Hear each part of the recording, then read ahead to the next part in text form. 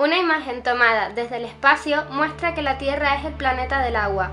Un 71% de la superficie terrestre está ocupada por la hidrosfera, de cuya existencia han dependido y dependen la vida y la morfología de nuestro planeta.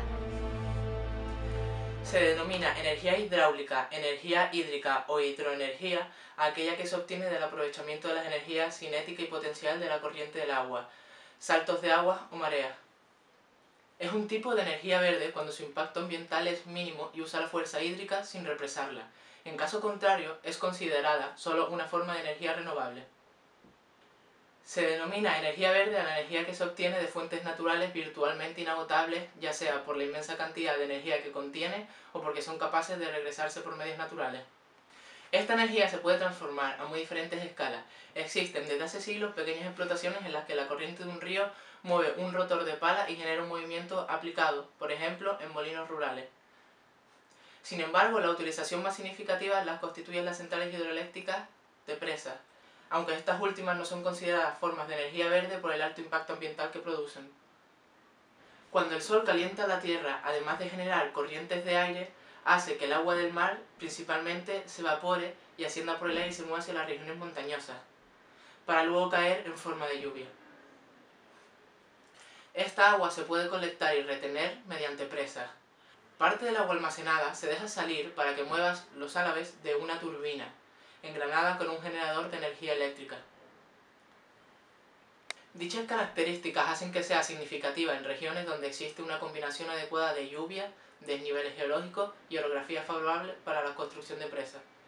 La energía hidráulica se basa en aprovechar la caída del agua desde cierta altura. La energía potencial durante la caída se convierte en cinética.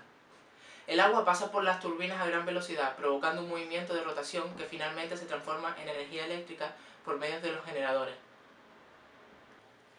Es un recurso natural disponible en las zonas que presentan suficiente cantidad de agua y una vez utilizada, es devuelta río abajo. Su desarrollo requiere construir pantanos, presas, canales de derivación y la instalación de grandes turbinas y equipamiento para generar electricidad. Todo ello implica la inversión de grandes sumas de dinero, por lo que no resulta competitiva en regiones donde el carbón o el petróleo son baratos. Sin embargo, el peso de las consideraciones medioambientales y el bajo mantenimiento que precisan una vez estén en funcionamiento, centran la atención en esta fuente de energía. La fuerza del agua ha sido utilizada durante mucho tiempo para moler trigo, pero fue con la revolución industrial y especialmente a partir del siglo XIX cuando comenzó a tener gran importancia con la aparición de las ruedas hidráulicas para la producción de energía eléctrica. En todo el mundo, este tipo de energía representa aproximadamente la cuarta parte de la producción total de electricidad y su importancia sigue en aumento. Los países en los que constituye una fuente de electricidad más importante son Noruega con un 99%, Zaire con el 97% y Brasil con un 96%. La central de Itaipú, en el río de Panamá, está situada entre Brasil y Paraguay. Se inauguró en 1982 y tiene la mayor capacidad generadora del mundo. Como referencia, la presa Grand Coulee en Estados Unidos, que genera unos 6.500 megavatios y es una de las más grandes. La presa de las Tres Gargantas está situada en el curso del río Yangtze en China. Es la planta hidroeléctrica más grande del mundo, superando holgadamente la de Itaipú sobre el río Paraná, la cual quedó relegada al segundo lugar y a la del Guri en Venezuela al tercer lugar. La energía hidroeléctrica es una de las más rentables. El coste inicial de construcción es elevado, pero sus gastos de explotación y mantenimiento son relativamente bajos. Aún así, tienen unos condicionantes. Las condiciones pluviométricas medias del año deben ser favorables. El lugar de emplazamiento está supeditado a las características y configuración del terreno por el que discurre la corriente de agua. El funcionamiento básico consiste en aprovechar la energía cinética del agua almacenada, de modo que accionen las turbinas hidráulicas. En el aprovechamiento de la energía hidráulica influyen dos factores, el caudal y la altura del salto para aprovechar mejor el agua llevada por los ríos. Se construyen presas para regular el caudal en función de la época del año. La presa sirve también para aumentar el salto. Otra manera de incrementar la altura del salto es derivando el agua por un canal de pendiente pequeña, menor que la del cauce del río, consiguiendo un desnivel mayor entre el canal y el cauce del río. El agua del canal o de la presa penetra en la tubería donde se efectúa el salto. Su energía potencial se convierte en energía cinética llegando a las salas de máquinas que albergan a las turbinas hidráulicas y a los generadores eléctricos. El agua, al llegar a la turbina, la hace girar sobre su eje, que arrastra en su movimiento al generador eléctrico.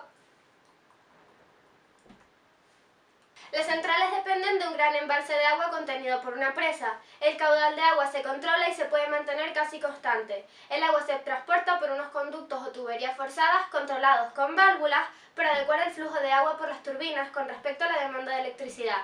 El agua sale por los canales de descarga. El agua es devuelta al río en las condiciones en que se tomó, de modo que se puede volver a utilizar por otra central situada aguas abajo o para consumo. Se pueden clasificar según varios argumentos, como características técnicas, peculiaridades del asentamiento y condiciones de funcionamiento. En primer lugar, hay que distinguir las que utilizan el agua según discurre normalmente por el cauce de un río y aquellas otras a las que ésta llega convenientemente regulada desde un lago o pantano. Se denominan centrales de agua fluente, centrales de agua embalsada, centrales de regulación y centrales de bombeo. Según la altura del salto de agua o desnivel existente, centrales de alta presión, centrales de media presión y centrales de baja presión. Centrales de agua fluente, llamadas también de agua corriente o de agua fluyente, se construyen en los lugares en que la energía hidráulica debe ser utilizada en el instante en que se dispone de ella para accionar las turbinas hidráulicas. No cuentan prácticamente con reserva de agua, oscilando el caudal suministrado según las estaciones del año. En la temporada de precipitaciones abundantes desarrollan su potencia máxima y dejan pasar el agua excedente. Durante la época seca, la potencia disminuye en función del caudal, llegando a ser casi nulo en algunos ríos en la época del estío. Su construcción se realiza mediante presas sobre el cauce de los ríos para mantener un desnivel constante en la corriente de agua. Centrales de agua embalsada. Se alimenta del agua o de grandes lagos o de pantanos artificiales, conseguidos mediante la construcción de presas. El embalse es capaz de almacenar los caudales de los ríos afluentes, llegando a elevados porcentajes de captación de agua en ocasiones. Este agua es utilizada según la demanda a través de conductos que las encausan hacia las turbinas. En los siguientes gráficos podemos apreciar las instalaciones para la obtención de energía hidráulica obtenida en las minicentrales a nivel mundial, del continente europeo y a nivel nacional, y cuál es su distribución en España. Denominamos gran hidráulica aquellas centrales con una potencia mayor a 10 megavatios, mini hidráulica centrales con una potencia entre 1 y 10 megavatios y microhidráulica centrales con una potencia menor a 1 megavatio. España se encuentra en la línea de otros países de la OCDE respecto a la producción de energía eléctrica, siendo el 18,5% de esta energía de origen hidráulico. La evolución de la energía hidroeléctrica en España en las últimas décadas ha sido siempre creciente, aunque la participación de esta en el total de energía eléctrica producida ha ido disminuyendo. Esto se debe al incremento de la producción de energía termal y nuclear en los últimos 50 y 30 años respectivamente. La potencia instalada en España en 2008 fue de 18.451 megavatios. La central de producción hidráulica con mayor potencia instalada es la de la presa de Aldeadávila, en el río del Duero, Salamanca, con 1.140 megavatios, seguido por el embalse de José María de Oriol en el río Tajo, en la provincia de Cáceres. Este tiene 915 megavatios. Otros embalses de capacidad por encima de los 500 megavatios son el de Cortés La Muela en el Júcar, Valencia, Villarino en el Tormes o el Saucel en el Duero, ambos en Salamanca. Respecto a Canarias, esta cuenta con dos centrales hidráulicas, una en Tenerife y otra en La Palma, de 463 y 800 kilovatios de potencia respectivamente. Esta media de 1.263 kilovatios de potencia se ha mantenido estable desde 1998 hasta 2004. La central del Mulato en la isla de La Palma estuvo cerrada por problemas técnicos durante todo el ejercicio del 2004. En 2003, ambas centrales produjeron 3.319 megavatios por hora, lo que equivale a 285,4 toneladas de petróleo no consumidas y 2.611 toneladas de CO2 que no se emitieron a la atmósfera. A continuación, vamos a ver las ventajas e inconvenientes de este tipo de energías. Ventajas. Se trata de una energía renovable y limpia de alto rendimiento energético. Es una energía inagotable, es ecológica y es una energía totalmente limpia. No emite gases, no produce emisiones tóxicas y no causa ningún tipo de lluvia ácida. Su almacenamiento permite abastecer fácilmente las actividades recreativas o sistemas de riego. Se pueden regular los controles de flujo en caso de que haya riesgo de una inundación. En relación a las ventajas económicas, la gran ventaja de la energía hidráulica es la eliminación parcial de los costes de combustible. El coste de operar en una planta hidráulica es casi inmune a la volatilidad de los combustibles fósiles como la gasolina, el carbón o el gas natural. Además, no hay necesidad de importar combustibles de otros países. Las plantas hidráulicas también tienden a tener vidas económicas más largas que las plantas eléctricas que utilizan combustibles. Hay plantas hidráulicas que siguen operando después de 50 hasta los 100 años. Los costos de operación son bajos porque las plantas están automatizadas y tienen pocas personas durante la operación normal. Como las plantas hidráulicas no queman combustibles, no producen directamente dióxido de carbono. Muy poco de este es producido durante el periodo de construcción de las plantas, especialmente en comparación a las emisiones de una planta equivalente que quema combustibles. Inconvenientes. La construcción de grandes embalses puede inundar importantes extensiones de terreno, obviamente en función de la topografía del terreno aguas arriba de la presa, lo que podría significar la pérdida de tierras fértiles dependiendo del lugar donde se construyan.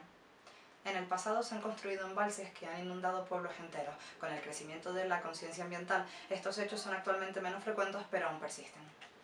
Destrucción de la naturaleza. Presas y embalses pueden ser destructivos para los ecosistemas acuáticos. Por ejemplo, estudios han mostrado que las presas en las costas de Norteamérica han reducido las poblaciones de la trucha septentrional común que necesitan migrar a ciertos locales para reproducirse. Hay bastantes estudios buscando soluciones a este tipo de problemas. Un ejemplo es la invención de un tipo de escalera para los peces. Cambia los ecosistemas en el río agua abajo. El agua que sale de las turbinas no tiene prácticamente sedimento, lo que puede afectar a la erosión de los márgenes de los ríos. La energía hidráulica tiene la cualidad de ser renovable, pues no agota la fuente primaria al explotarla y es limpia, ya que no produce en su explotación sustancias contaminantes de ningún tipo. Sin embargo, el impacto medioambiental de las grandes presas por la severa alteración del paisaje e incluso la inducción de un microclima diferenciado en su emplazamiento ha desmerecido la bondad ecológica de este concepto en los últimos años.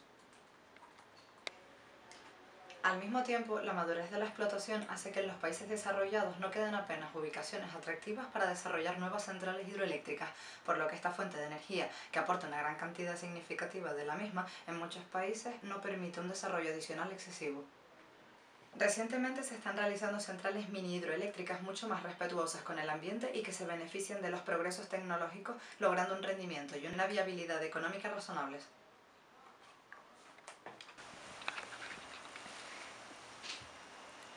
La energía como tal es un recurso vital en la vida tanto humana como de las demás que habitan en el planeta. En general, se trata de un recurso imprescindible no solo para la vida en sí misma, sino también para las actividades diarias que realizamos en esta. A pesar de existir otras fuentes de energía, ninguna se compara con la anteriormente mencionada, puesto que todas ellas a la larga acaban consumiendo muchísimos más recursos y en comparación son capaces de rendir la mitad de tiempo que esta, constituyendo así un gran método de ahorro.